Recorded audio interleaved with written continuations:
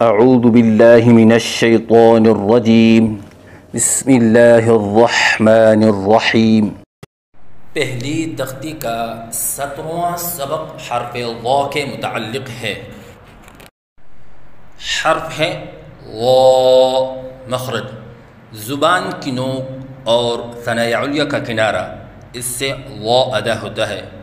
یعنی زبان کی نوک جب اوپر والے سامنے کے دو دانتوں کی نوک سے لگے تو اس سے وا ادا ہوتا ہے۔ جیسے کہ آپ کو اس نقشے میں نظر آ رہا ہے کہ زبان کی نوک ثناء علیہ کے کناروں سے لگی ہوئی ہے۔ پڑھنے کا طریقہ: وا کی ادائیگی کے وقت زبان کی نوک کو اوپر سامنے والے دو دانتوں کے کناروں سے لگائیں اور اس کے بعد پھر زبان کو الگ کریں اور ایک الف کے برابر لمبا کر کے پڑھیں، لیکن اس بات کا خیال رکھیں کہ دانتوں کو زبان کی نوک سے لگانے کے لیے نیچے نہ لے کے آئیں، بلکہ زبان کی نوک کو دانتوں کے کناروں سے لگانے کے لیے اوپر لے کے جائیں، کیونکہ اگر یہ دانت نیچے لے کے آئیں گے تو اوپر اور نیچے دونوں دانتوں کے لگنے کی وجہ سے سیٹی کی آواز پیدا ہو جائے گی۔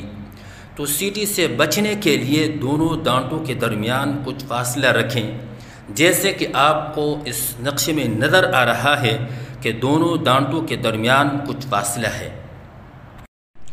غلطیوں کی نشاندہی: بعض بچے وا کی ادائیگی کے وقت منہ بند رکھتے ہیں، یہ غلط ہے۔ جیسے وہ، کیونکہ الف کی ادائیگی منہ کے کھولنے سے ہوتی ہے، جیسے وا۔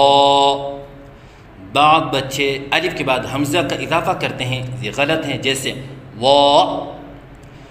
بعض بچے وا کے الف کی ادائیگی کے وقت آواز میں لہراؤ سا پیدا کرتے ہیں، یہ غلط ہے، جیسے وا۔ بعض بچے وا کی ادائیگی کے وقت سیٹی کرتے ہیں، یہ غلط ہے، جیسے وا۔ بعض بچے وا کو پر کرتے وقت ہونٹوں کو گول کرتے ہیں، یہ غلط ہے، جیسے وا۔ بعض بچے وا کی ادائیگی کے وقت درمیان میں غین کا اضافہ کرتے ہیں، یہ غلط ہے، جیسے غا۔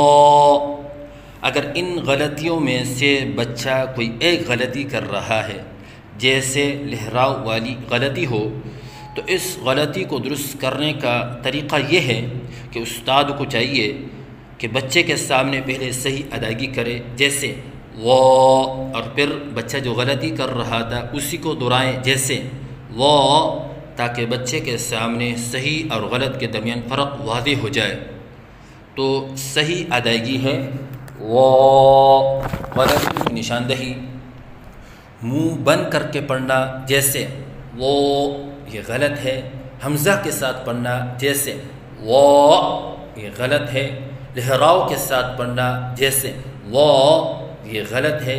سیٹی کے ساتھ پڑھنا، جیسے وا، یہ غلط ہے۔ ہونٹ گول کر کے پڑھنا، جیسے وا، یہ غلط ہے۔